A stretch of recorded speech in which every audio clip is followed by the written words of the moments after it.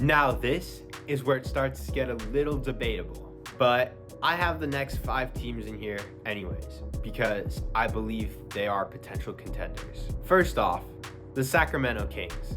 They were definitely not in this tier after last year's play-in loss until they traded for DeMar DeRozan. In the East, I think the Kings would go a long way, but the West is getting really competitive.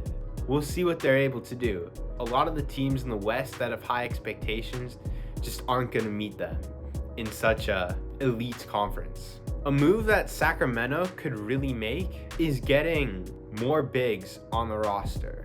They're just a small team in general with too many guards. Sabonis is starting at the center, but he's really a power forward. Keegan Murray's your power forward, and he's a small forward size-wise.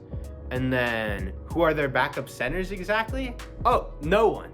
They don't have a backup center. Next up, we got the Los Angeles Lakers.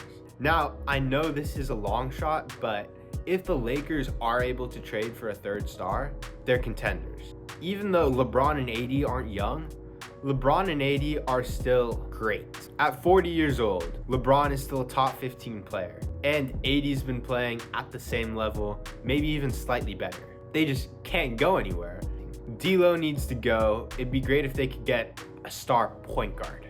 In addition, I was really hoping that Austin Reeves would take a step up this past season, but instead, Austin Reeves took a step down, which was disappointing after his incredible playoffs the year before.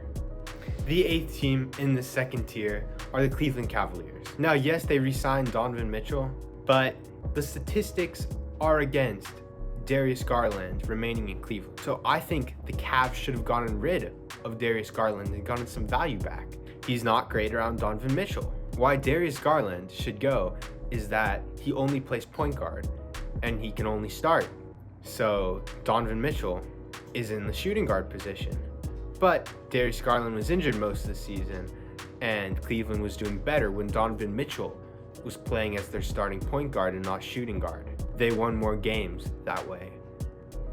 The 9th and final team in this potential contenders tier are the LA Clippers. Now, yes, they did lose Paul George, but when fully healthy, this Clippers team has proved to be dominant. Quai, Leonard, and James Harden, they're definitely not the players they used to be in their prime, but they're still pretty good. Quai made All-NBA second team this year, and James Harden had a pretty good season and is still a star. He still put up 17 points. Now, I like the additions of Derrick Jones Jr.